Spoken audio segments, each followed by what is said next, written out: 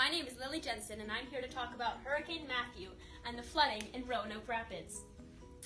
In early October of 2016, Hurricane Matthew hit down on the East Coast. It was a hurricane so bad that its name was retired.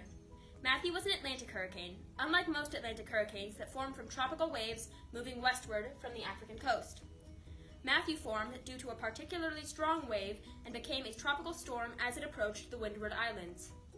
Matthew became hurricane status on September 29th after passing the Windward Islands and intensifying into a Category 4 hurricane.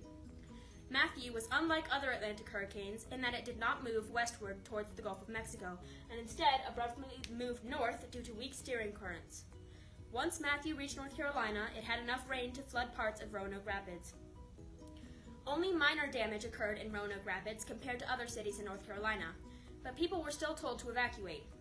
There were few cases of property damage, including several fallen power lines, causing power outages, and 6 to 10 roads were closed due to damage from flooding.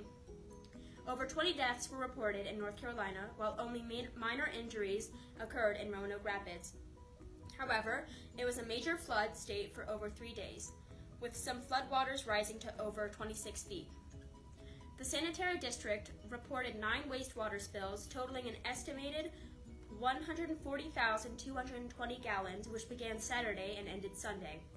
The total cost for Matthew was $6 billion, while in Roanoke Rapids, the damage cost was $13,254, with $9,254 going to labor and $4,000 to equipment. Typical flooding scenarios happened, like downed power lines and trees and blocked roads. The citizens were told to evacuate on October 9th at 2 p.m. You should evacuate during any hurricane because of their effects can be very devastating. They often cause major floods which possess many threats, including danger of drowning, infections in the water, and downed power lines that could still be live. This not only takes billions of dollars to fix the damage, but also can take on average 17 lives per year. Hurricanes can also cause storm surges, tornadoes, flooding, and damaged winds. The aftermath can be destructive as well, causing prolonged power outages, issues with water supply, and a shortage of other basic amenities that could make life uncomfortable and dangerous. Now back to Claire Beck with the weather. Welcome back to CSL Weather with me, head meteorologist Claire Beck. If you go outside right now, you'll feel some temperatures of 62 degrees, but it's mostly sunny, so it might feel a little bit warmer. We also have some winds coming out of the northeast at 4 miles per hour, so it's a perfect day to do things outside.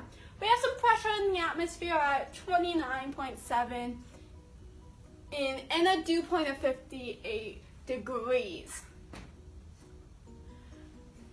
In the U.S. as a whole, we have a little bit of rain in Mississippi and Alabama and in the New England states. We just had a cold front pass Roanoke Rapids and other counties in North Carolina, and we have one in New Mexico, Kansas, Nebraska, coming towards us that may hit us in a couple days. This is the temperature all over the place. It looks pretty good in Southern California. Might be nice to be there, but it's also really good here. The lowest temperature around us is 49 degrees in Southern Virginia, but that's also very cold right around here, which, as we pointed out before, is right where the cold front is. This is rain suspected, very heavy in Mississippi and Tennessee. There's a little bit of spitter spatter in North Carolina, but that may just be birds disrupting. Let's see what else. There is some cloud coverage. It's very large in North Carolina, but it's very broken, but it's very, very overcast in, again, Mississippi, Alabama, and Tennessee. This is again cloud coverage. You can see it in Tennessee and Alabama, and again, broken clouds, but it's very clear right in Roanoke Rapids where we are. For tonight's temperature, it seems perfect again, with temperatures at 59 degrees, but it's overcast, so it's going to be a little bit chillier. We have some winds coming out of the northeast at 3 miles per hour with a dew point of 57. We have pressure in the atmosphere at 29.89. For Friday, tomorrow, we have a temperature of 75, just perfect weather, with broken clouds to give us a little bit of shade. We have a little bit of winds coming out of the northeast at 3 miles per hour, so this is a perfect day to do things outside. We have a dew point of 57 and some pressure in the atmosphere at 29.65. For tomorrow night, we have some temperatures at 59.